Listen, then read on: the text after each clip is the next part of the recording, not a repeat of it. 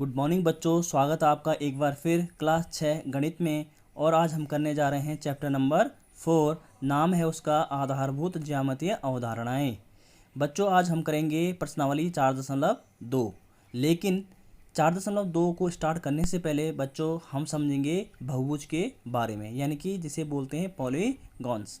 बच्चों जैसे कि नाम से स्पष्ट है कि जो बहुभुज होता है वो दो शब्दों से बेसिकली मिलकर बना है। जैसे आपको स्क्रीन के ऊपर दिखाई यहाँ पे दे रहा है, देखो बहुभुज कैसे मिलकर बना है, किन शब्दों से मिलकर बना है। बहु धन भुज, यानी कि बहु मीन्स होता है पॉली, धन भुज मतलब होता है गोनिया, यानी कि बहु मीन्स होता है बहुत, और वैसे पॉली मीन्स क्या होता है मैनी। ठीक है, समझ बात आई। भुज मतलब होता है आपका भुजा, गोनिया मतलब होता है साइड, इसका मतलब मैनी साइड, यानी कि वो आकृति जिसमें क्या हो, बहुत सारी साइडें हों। क्लियर है, यानी कि बहुत सारी भुजाओं वाला। तो अतः हम कह सकते हैं कि केवल रेखाखंडों से बना सरल बंद वक्र। ध्यान दीजिएगा, यहाँ पे एक वर्ड है सरल, एक है बंद। ठीक है, यानी कि वो सरल क्या है, सरल है, और क्या है, बंद वक्र है। ठीक है, उसको हम क्या बोलेंगे, बहुभुज यानी कि पॉलीगॉन्स कहेंगे। यानी कि केवल रेखाखंडों से, जो रेखाखंडों से मिलकर बना होता है सरल बंद वक्र को हम क्या बोलते हैं, बहुभुज कहलाता है। उदाहरण के तौर पे बच्चों, यानी कि जैसे अब मैंने कहा कि बहुत सारी उसमें क्या हो सकती है, भुजाएं हो सकती है। बहुत सारी मतलब होता है एटलीस्ट उसमें मतलब कम से कम उसमें बच्चों दो से ज़्यादा भुजाएं होनी चाहिए। जैसे आपको ये आकृति दिखाई दे रही थी, इसको हम क्या बोलते हैं, कितनी भुजाएं इसमें, 1 2 3। कितनी भुजाएं यहाँ पे, 3। तो आप देखेंगे इसका नाम क्या है, आप इसको जानते हैं, इसका नाम क्या है, त्रिभुज। क्या बोलते हैं इसे हम, ट्राइंगल। ठीक है, तो इसको भी हम क्या बोल सकते हैं, एक पॉलीगॉन बोल सकते हैं। लेकिन पॉलीगॉन का टाइप है तो इसका नाम आप जानते हैं, क्योंकि 3 साइड है तो हम क्या बोलते हैं इसके लिए, 3 साइड को क्या बोलते हैं, ट्राइंगल बोलते हैं, यानी त्रिभुज बोलते हैं। यहाँ पे देखिएगा, 1 side, 2 side, 3 side, 4 side, 5 side. कितने साइड है इस आकृति में, 5 साइड है, यानी कि 2 से ज़्यादा है। तो इसको भी हम क्या, ये भी एग्जाम्पल होगा, उदाहरण होगा किसका, बहुभुज का। इसका नाम क्या है, 5 भुजाओं वाला पंचभुज, यानी कि पेंटागन। यहाँ पे देखिएगा 1 2 3 4 5 6, यहाँ पे 6 साइडेड है बच्चों। तो जो 6 साइड से मिलकर बना होगा उसको हम क्या बोलते हैं, षष्ठभुज। ठीक है, यानी कि हेक्सागन। ठीक है, तो ये आपने देखा, ऐसी आपका अगर 4 साइड से मिलकर बना है तो उसे हम क्या बोलते हैं, चतुर्भुज। ठीक है, समझ में बात आई। ऐसे अगर 7 साइड से बना हो तो सप्तभुज, यानी कि हेप्टागन बोलते हैं। 8 भुजाओं से वाले को क्या बोलते हैं, अष्टभुज, यानी ऑक्टागन। और 9 भुजाओं वाले क्या बोलते हैं, नैनोगन। ठीक है, तो यहाँ पे आपने देखा कि हम जितनी भी आकृति, यानी जिसमें 2 या 2 से ज़्यादा साइडें होती हैं, 2 नहीं, 2 से ज़्यादा रेखाखंडों से जो मिलकर एक सरल बंद वक्र होता है उसको हम क्या बोलते हैं, बंद होना चाहिए। देखो यहाँ पे कहीं भी क्लोज, कहीं भी ओपन नहीं है, सारा क्या है, क्लोज है। ठीक है, कहीं से भी खुला नहीं है, ये भी ध्यान दीजिएगा आप। ठीक है, तो उसको हम क्या बोलते हैं, ऐसी आकृतियों को हम क्या बोलते हैं, बहुभुज बोलेंगे। ठीक है, अब बात आती है बच्चों कि बहुभुज कितने प्रकार के होते हैं। तो बहुभुज बेसिकली 2 प्रकार के आपके पास है। ठीक है, पहला है सरल बहुभुज, दूसरा है विषम बहुभुज। सरल बहुभुज का मतलब बहुभुज जिसकी प्रत्येक भुजा तथा प्रत्येक अंतःकोण क्या हो, अंतःकोण क्या हो, बराबर हो। किसमें, बराबर माप के हो, तो उसे हम क्या बोलेंगे, सरल बहुभुज बोलेंगे। ठीक है, समझ में आए बात, उसे हम क्या बोलेंगे, सरल बहुभुज। तो जैसे इसके उदाहरण क्या हो सकते हैं, जो वर्ग होता है, देखो भाई वर्ग भी क्या है, 2 से ज़्यादा साइड है, इसमें 4 साइड है। देखो 1 2 3 4, और वर्ग की आपको पता है सारी साइडें क्या होती है, इक्वल होती है भाई, तभी तो वर्ग कहेंगे उसे। तो चारों भुजाएं जिसकी क्या होती है, इक्वल होती है। और उनके अंतःकोण मतलब जो अंदर के कोण है वो कितने डिग्री के होते हैं, 90। यहाँ पे भी 90, यहाँ पे भी 90, यहाँ पे भी 90। तो आपने देखा कि सरल बहुभुज की जो परिभाषा है उसको ये क्या कर रहा है, फुलफिल कर रहा है।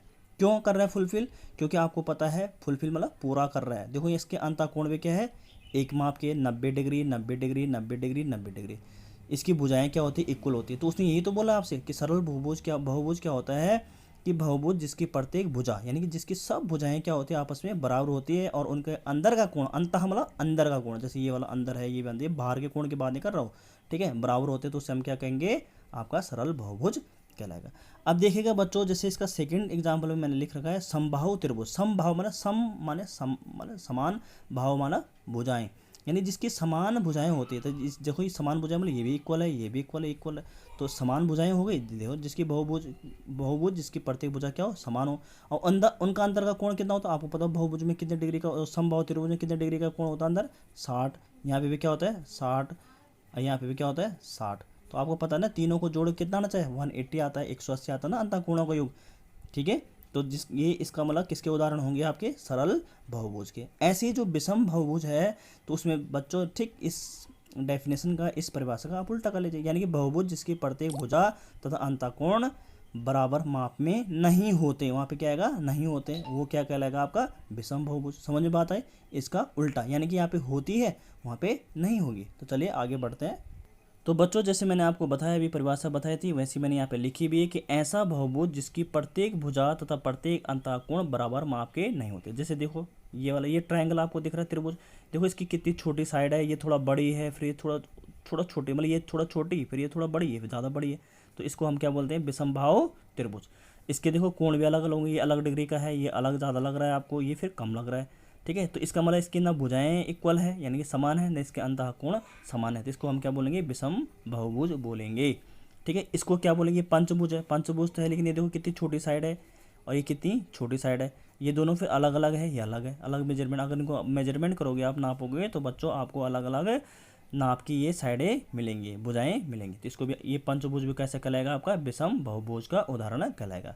अब बच्चों हम बात करते हैं कि किसी भी आकृति में जैसे जो बहुभुज होते हैं, जैसे उनके भुजाएं, शीर्ष और विकर्ण क्या क्या होते हैं। तो जैसे मैंने यहाँ पे एक आकृति बनाई है ABCDE, यानी कि उसमें कितनी भुजाएं, एक भुजा, दो भुजा, तीन भुजा, चार भुजा, पाँच भुजा, मैंने यानी कि पाँच भुजा यानी पंचभुज यहाँ पे बनाए हैं, ठीक है। तो सबसे पहले पूछ रहा है कि इसकी भुजाएं कौन कौन सी, भैया तो भुजाएं कौन कौन सी यहाँ पे लिख दिया मैंने, भुजाएं क्या होंगी, आप नाम जिसको नाम दे, तो इनको ABCD जैसे मैंने दे रखा है। तो AB एक भुजा है, दूसरी भुजा क्या होगी, BC होगी, तीसरी भुजा क्या होगी, CD, अगली भुजा क्या होगी, DE, और पांचवी भुजा क्या होगी, EA। सबको दिखाई दे रहा है, तो इसकी भुजाएं आपको ऐसे पहचान करने के लिए भी पेपर में पूछा जा सकता है, क्लियर है। दूसरा बात है बच्चों इसमें कि शीर्ष क्या होंगे, ठीक है। तो शीर्ष क्या क्या भैया, शीर्ष जहाँ पे दो रेखाखंड मिलते हैं वहाँ पे क्या बनता है, शीर्ष बनता है। देखो यहाँ पे AB और EA मिल रहा है, तो यहाँ पे एक शीर्ष क्या बना, ये बना, A बना। यहाँ पे AB और CB मिल रहे हैं, देखो C और B मिल रहे हैं, तो यहाँ पे मिल रहे हैं ना दोनों, तो यानी कि B। ऐसे ये और ये मिल रहे होंगे तो C, ये और ये मिल रहे तो D, और ये मिल रहे तो E। तो आपने देखा कि यहाँ पे कितने शीर्ष हैं इसके, यानी कि इनको हम क्या बोलते हैं, वर्टेक्सेस, ठीक है। तो वर्टेक्स कितने निकले, 5, 1 2 3 4 5। ऐसे इसके विकर्ण, विकर्ण माने डायगोनल्स, डायगोनल्स मतलब होता है कि जब एक सिरा दूसरे सिरे से मिलता है, ठीक है। तो जैसे हमने देखा यहाँ से AD, ठीक है, यहाँ से क्या ना AD है, एक AC है, एक DB है, एक EB है, एक EC है, तो मैंने सारे नाम यहाँ पे लिख दिए। तो विकर्ण में विकर्ण कितने होंगे किसी पंचभुज में, 5, AC AD DB EC and EB। Clear है बच्चों, तो उम्मीद है कि आपको यहाँ तक क्लियर हुआ होगा। तो बढ़ते हैं अब प्रश्नावली, आज की जो प्रश्नावली है 4.2। तो देखिए बच्चों क्वेश्चन नंबर 1 है आपके पास, जैसे आपको स्क्रीन के ऊपर दिखाई दे रहा है। नीचे दिए वक्रों को पहला है खुली या दूसरा है बंद, यानी खुली यानी ओपन, बंद यानी क्लोज, वक्रों यानी कर्व के रूप में आपने वर्गीकृत यानी क्लासिफिकेशन उनका करना है, ठीक है। तो जैसे कुछ यहाँ पे वक्र उन्होंने बना रखे हैं, कुछ खुले हैं कुछ बंद हैं, तो उनको आपने वर्गीकृत करना है, कौन सा खुला है कौन सा है। तो देखो पहला जो दिख रहा है आपको स्क्रीन के ऊपर, जैसे जेड, जैसे आपको लग रहा है जेड बना रखा है, यहाँ पे अजीब सा फिगर बना रखा टेढ़ा मेढ़ा। अगला है फिर ये कितने टोटल 1 2 3 4 5, तो मैंने यहाँ पे लिख रखा है जैसे ये जेड है, तो जेड कैसा होगा आपका फिगर, जेड होगा आपका खुला वक्र। दूसरा वाला क्या होगा, बंद वक्र। देखो कहीं से भी खुला नहीं है, तो इसको हम क्या बोलेंगे, बंद वक्र। ये देखो यहाँ पे खुला है, तो इसे बोलेंगे हम खुला वक्र। अगला है बच्चों ये वाला त्रिभुज जैसा आपको दिख रहा है, वो भी क्या है आपका बंद वक्र होगा, क्योंकि कहीं से भी खुला नहीं है। और अगला वाला ये जो चतुर्भुज जैसा आपको दिख रहा है, वो भी क्या होगा आपका बंद वक्र ही कहलाएगा, क्योंकि कहीं से भी खुला नहीं है, मतलब खुला वक्र उसे बोलेंगे कि जिसका मुंह खुला हो। जैसे ऊपर सबसे पहले वाला था जेड, तो जेड क्या है, देखो खुला है, ठीक है। तो ये समझ में बात है आपकी। बढ़ते हैं प्रश्न नंबर 2 की ओर। रफ आकृतियां बनाइए, खुला वक्र और बंद वक्र। तो बच्चों जो से आपने, मैं जैसे यहाँ पे दो बना रखे हैं, आप चाहे इनमें से यूज़ कर लीजिए कि खुला वक्र मतलब जिसका मुंह खुला है, जैसे मैंने यहाँ पे अलग से बना रखा है, देखो ये खुल गया नहीं यहाँ से, यह खुला है ये पूरा। और ये बंद मतलब होता है जहाँ कहीं से भी खुला नहीं होना चाहिए, यानी चारों तरफ से वो क्या होना चाहिए, घिरा हुआ होना चाहिए। तो होप कि आपको ये समझ में आया होगा। Thank you so much.